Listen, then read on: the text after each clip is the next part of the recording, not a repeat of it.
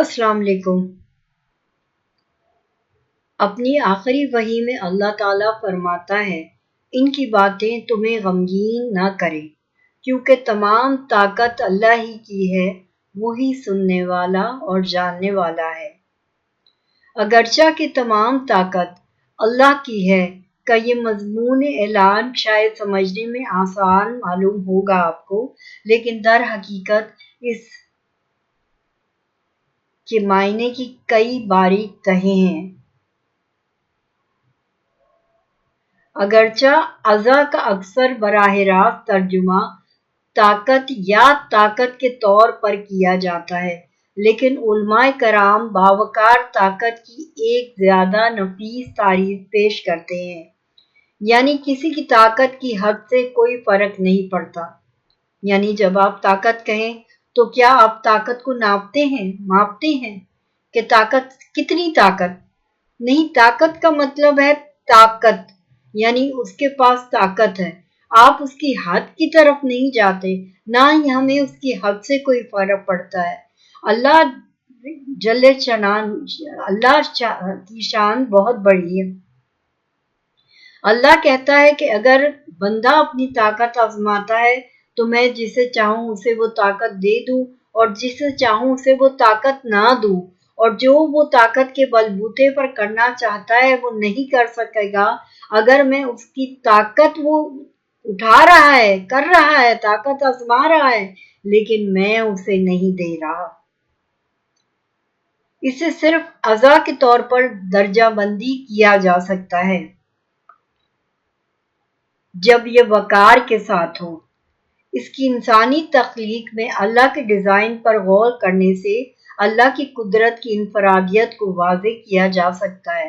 بہت سے انسان رحم اور مہربانی کی صفات کے مالک ہوتے ہیں، لیکن ان میں طاقت کی کمی بھی ہوتی ہے، کیونکہ ظاہر ہے جب آپ مہربانی اور رحم آپ کے اندر کوٹ کوٹ کر بھرا ہوا ہے تو مہربانی اور رحم کی وجہ سے طاقت آپ کے اندر نہیں ہوگی۔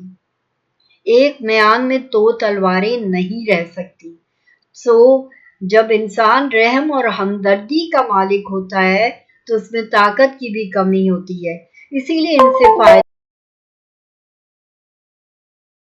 انسان اکثر اپنی طاقت کو عجلت اور ظالمانہ طریقے سے ظاہر کرتے ہیں۔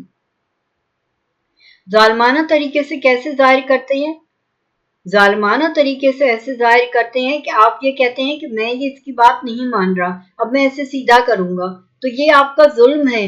بغیر اس کی بات سمجھے جانچے آپ اس کے اوپر ظلم کر رہے ہیں اور اس پر امپوز کر رہے ہیں، اور اس کے نتیجے میں آپ اپنی طاقت آزما رہے ہیں۔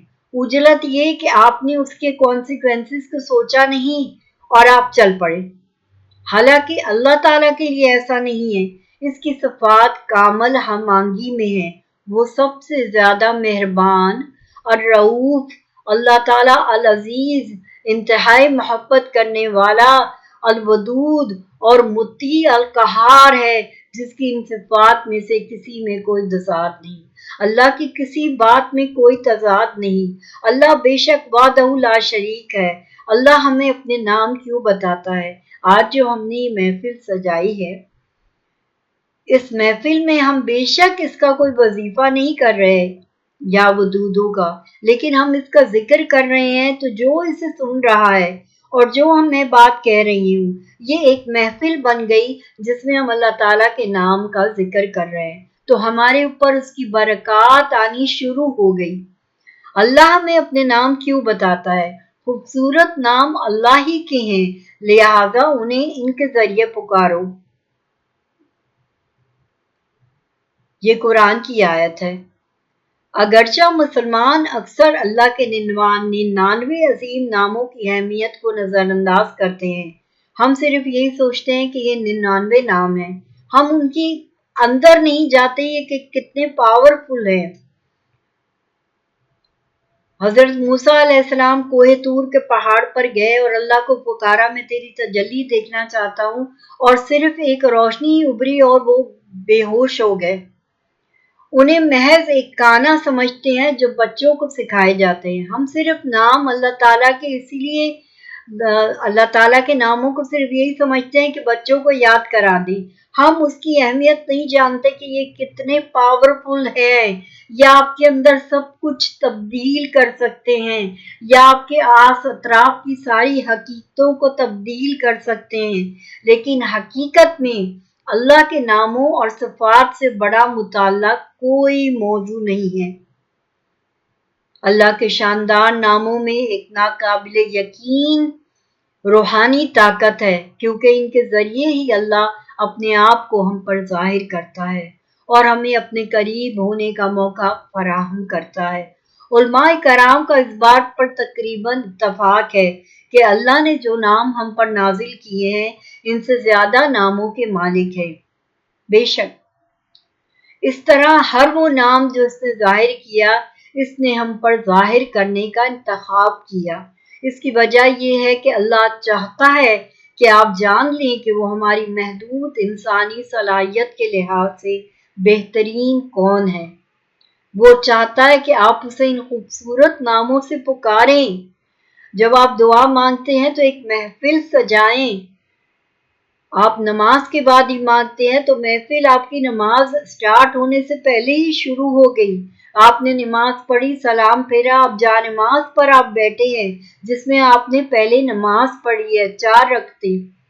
اس کی برکت ہے. اب آپ اسے پکار رہے ہیں. اب آپ کو کوئی ٹول چاہیے. وہ ٹول کیا ہے کہ آپ اللہ تعالیٰ کے خوبصورت ناموں سے اسے پکاریں اور اس سے مانگیں اور انہیں اپنے خالق کے قریب ہونے کے ذریعہ استعمال کریں.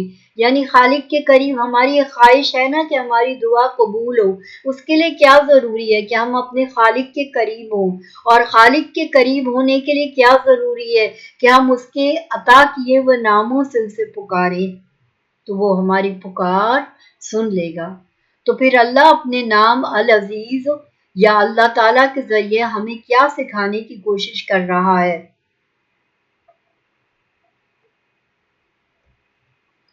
تو اللہ تعالیٰ ہمیں کیا سکھانے کی کوشش کر رہا ہے؟ اللہ کی قدرت اور رحمت.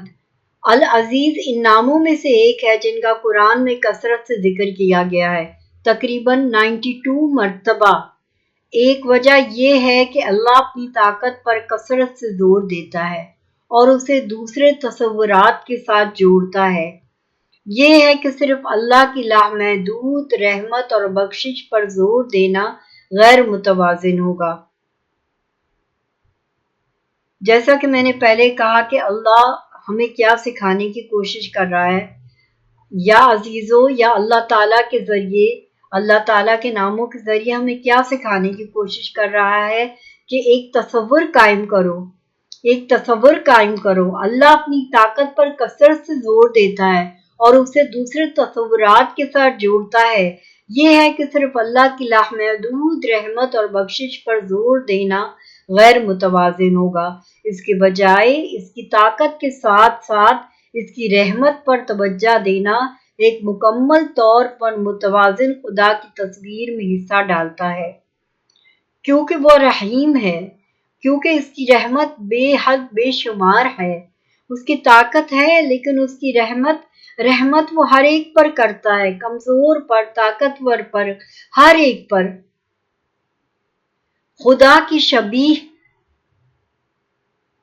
سے مراد خدا کے بارے میں کسی کی ذہنی تصویر ہے، یعنی خدا کو کس طرح دیکھتا ہے بندہ، جس کے نتیجے میں وہ اپنے ارد گرد کی ہر چیز پر ان کے خیالات کو متاثر کرتا ہے.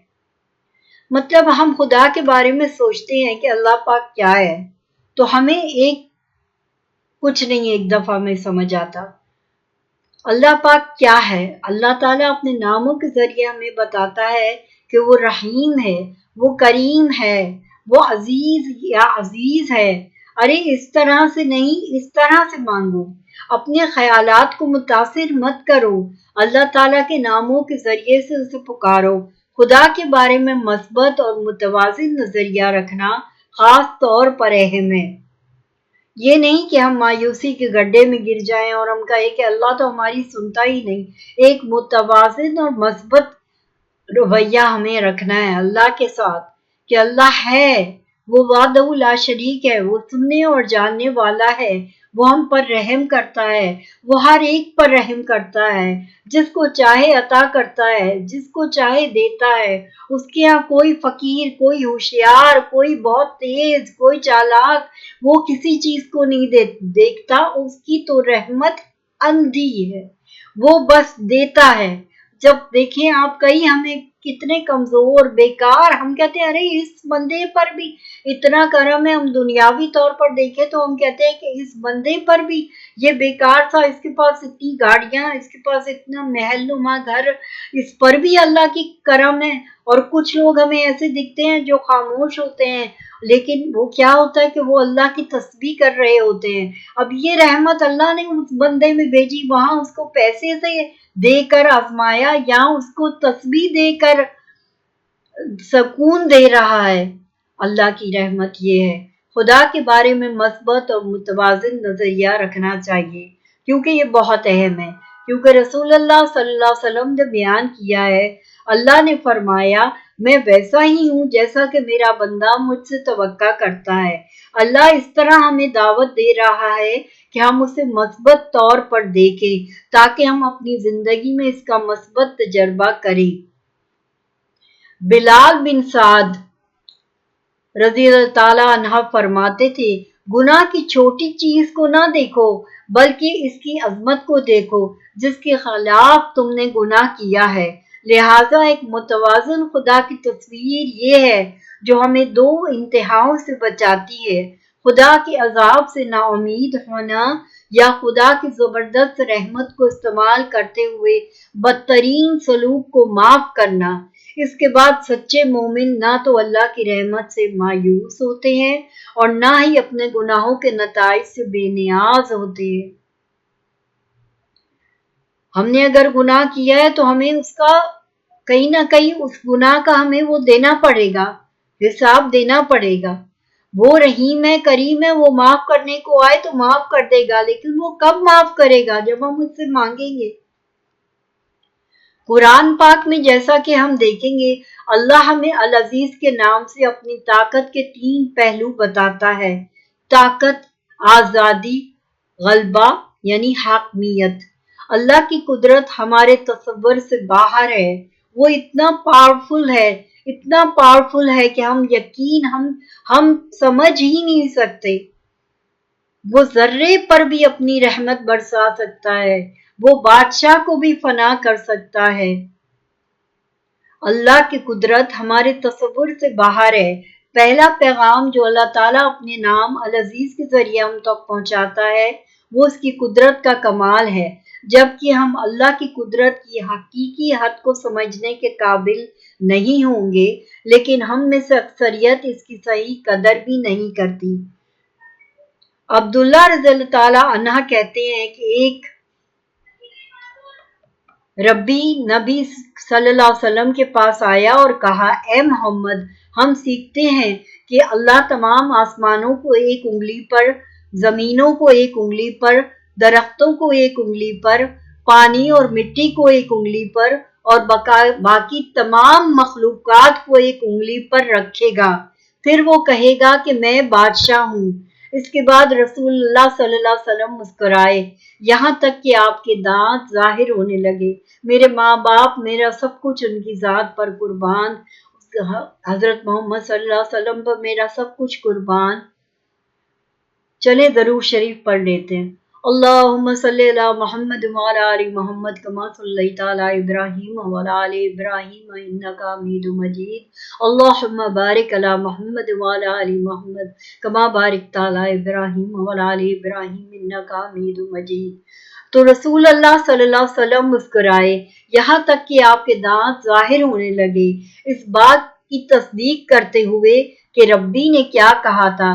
پھر رسول صلی اللہ علیہ وسلم نے تلاوت فرمائی، انہوں نے اللہ کے بارے میں ایسا صحیح اندازہ نہیں لگایا جیسا کہ اس کا حق ہے، اور قیامت کے دن ساری زمین اس کی مٹھی میں ہوگی اور آسمان اس کے داہنے ہاتھ میں لپٹے ہوئے ہوں گے۔